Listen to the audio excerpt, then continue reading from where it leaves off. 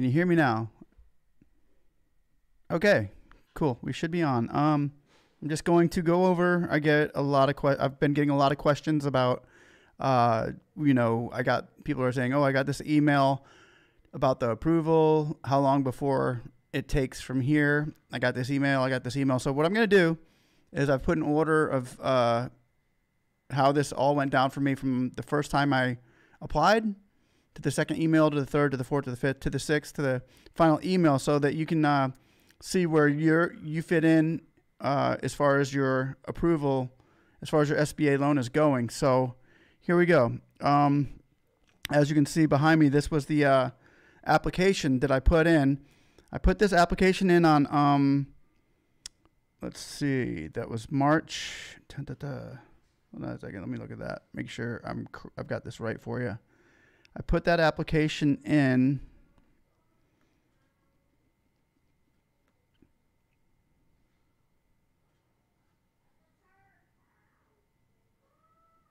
Okay, sorry about that. Wait, delay there.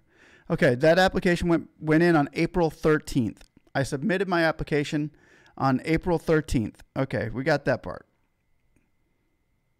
Okay, April 13th, I submitted the application. You've all submitted this application behind me that you're seeing right there. Okay, next thing I got was on May 10th. I got an email back. So that's almost a month it took me before I got my first SBA response to my application. So that was, I think they're going a lot faster now. So, but anyway, this is what my response looked like. It said, create your SBA Economic Injury Disaster Loan portal account.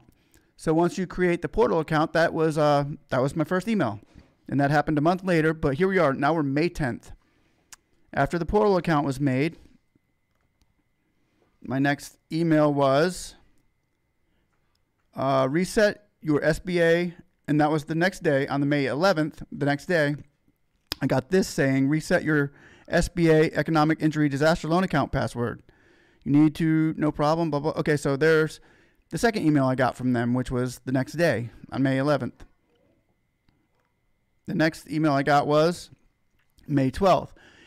This is when they got in contact with me and said, hey, look, you need to send evidence your business exists because it's not registered at the Secretary of State. Send me a copy of government issued documents, approves your existing building, your business exists. It can be license permit, business tax returns, etc. So I ended up sending them my tax returns and some information, screenshots of my business analytics and profits and losses. So that was the 12th. I sent that back to them. The next email I got after I sent them my information was the same day, because what they did is they had to reopen the portal for me. So this just reopened the portal after I sent him that information. He said, okay, change it in the portal because you made a mistake on one of your numbers.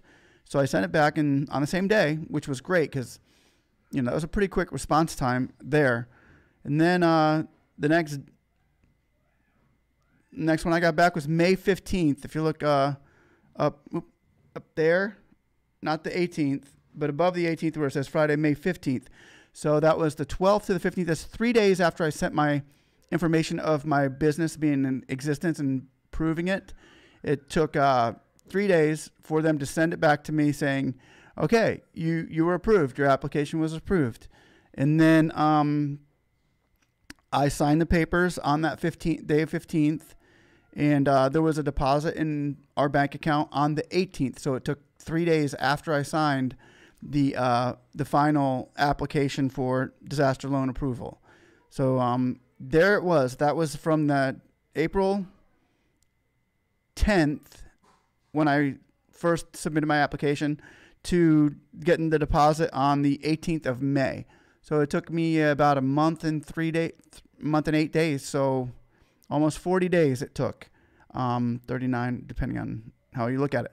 But 40 days. And a lot of people are like, I haven't heard nothing in 12 days. I haven't heard nothing in 2 weeks. And now you know that it's normal if you haven't heard nothing for a while. But here's how it went for me. Hopefully it'll go faster for you and different. But I just thought I would send this out there because a lot of people were wondering how it was going and what have you. But this is out there now, and hopefully you can learn from this, and it will help you out in the future. If you have any questions, feel free to ask. I have I'm more than happy to help you, and we can definitely go through this together.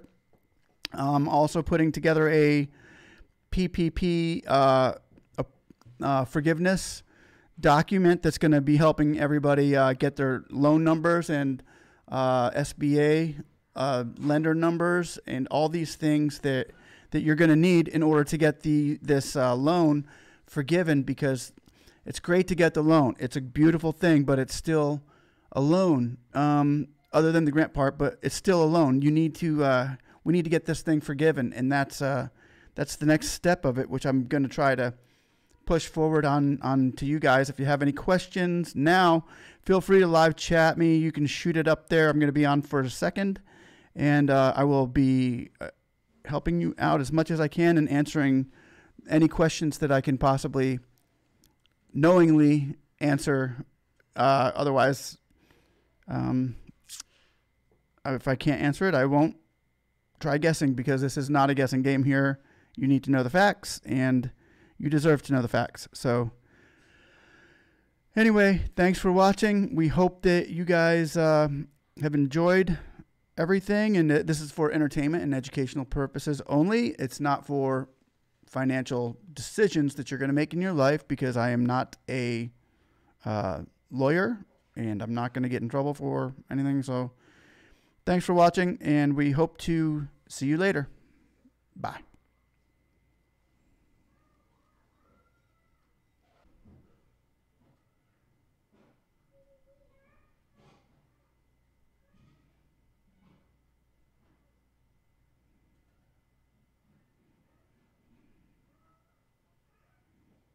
Okay, here. Okay, back on. I have one more minute to continue what we are doing here. Here's one thing I wanted to add for this step-by-step emails, if I'm still on. I don't know if I got logged off or not here, but it looks like something was trying to log me off. That's why I had to go. But here, on my first...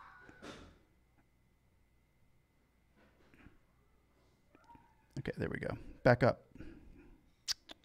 Okay, yeah, back up. On the first small business loan application that I had put in on the 10th, I had put my business name and my sole proprietor name on two different lines.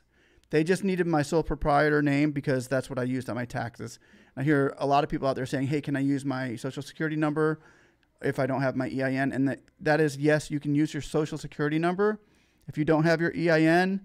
And if you like, say you have a business and you call it something, but you don't write that business name down on your 1099, you put your name as a sole proprietor, your personal name, you need to make sure you put your personal name on your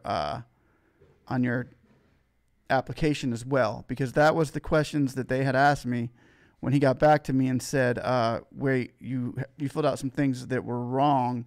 How do we get that, like this loan right here that we're looking at, this loan? It said, I'm working on processing your loan, and you need to correct a few things. So if you need to correct a few things, a lot of people have got to me saying, hey, look, they're asking me to correct a few things. What should I do? Correct them. It doesn't mean just because you get a few things wrong, you're not discounted for this. Even if your credit's bad, you're not discounted. You just got to explain these things to them in a common sense, personal way that says, hey, this is legitimate and I'm legitimate. You're not trying to buck the system here. And I'm not trying to, personally, I'm not making these videos for people who want to buck the system. If you're trying to do that, then please watch somebody else, because this is legit. And we want to see legit people get this. But be honest with them. And if you're honest with them up front with them, then nothing can come back, and the truth will set you free in this. But that's all I wanted to say. And hopefully that helps. Continue watching. And we are going to go after loan forgiveness on this, and stay tuned. Thanks a lot.